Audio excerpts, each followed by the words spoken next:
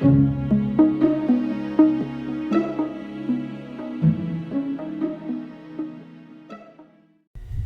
morning, guys. I hope y'all are doing great on this Friday morning.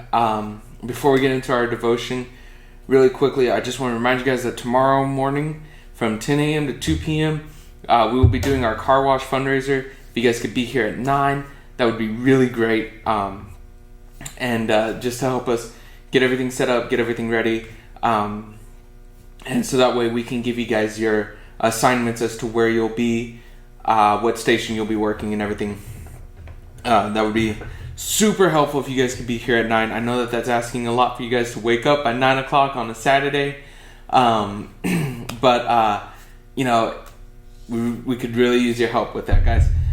All right, this morning, what I want to talk to you guys about with our devotion is found in Romans chapter 8, and it's verses 5 and 6. We could go all throughout chapter 8, but I really want to just focus on just 5 and 6. So join with me as we read Romans chapter 8 verses 5 and 6. It says, "For those who live according to the flesh set their minds on the things of the flesh, but those who live according to the Spirit set their minds on the things of the Spirit.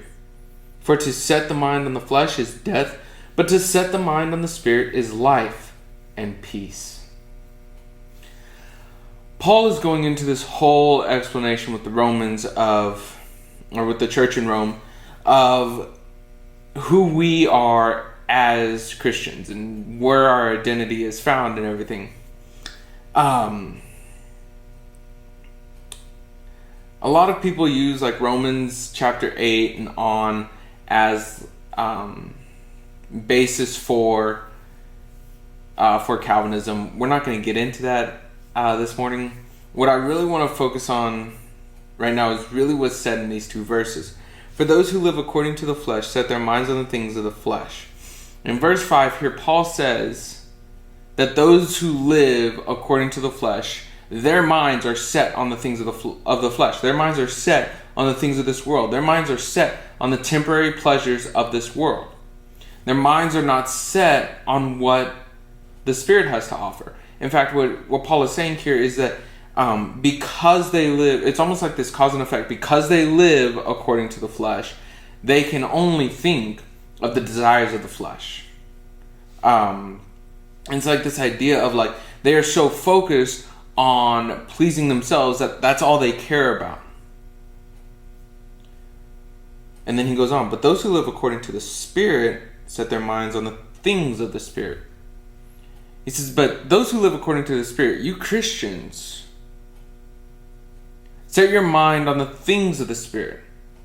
We constantly think, well, how do these actions reflect God? Or how am I praising God in this way? How am I living up to what God has called me? Or as Paul even says in the letter he writes to the Corinthians, where he says, live according to the purpose of which you're called. We think on the things of the Spirit.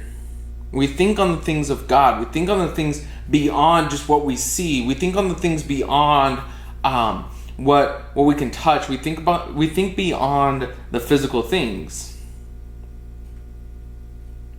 And then Paul goes into this explanation and and gives this comparison of how these two things are different.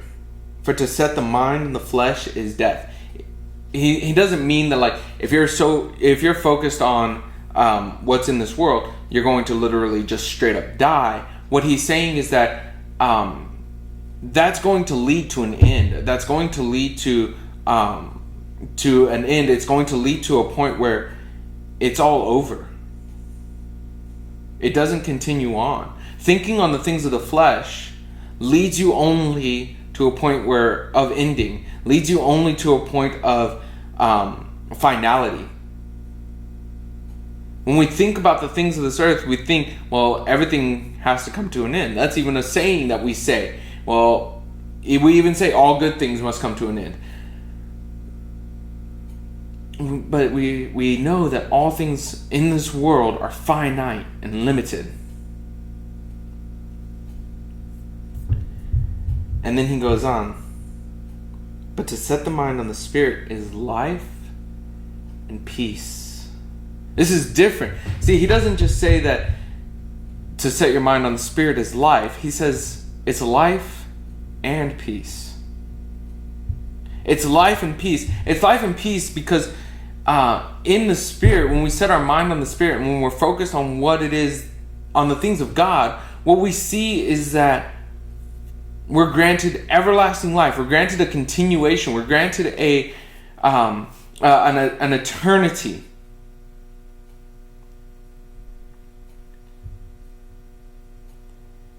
And because of that, we have peace.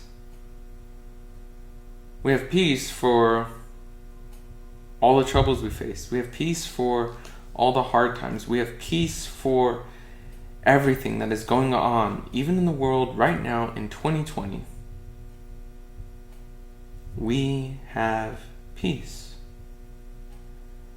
So my word for you guys this morning is set your mind on the things of the Spirit, because when we do that, it leads to life and peace. That's my word for you guys this morning. I hope you guys have a great Friday. I hope to see you guys tomorrow morning for our car wash, and Sunday morning for Sunday school. Have a good one.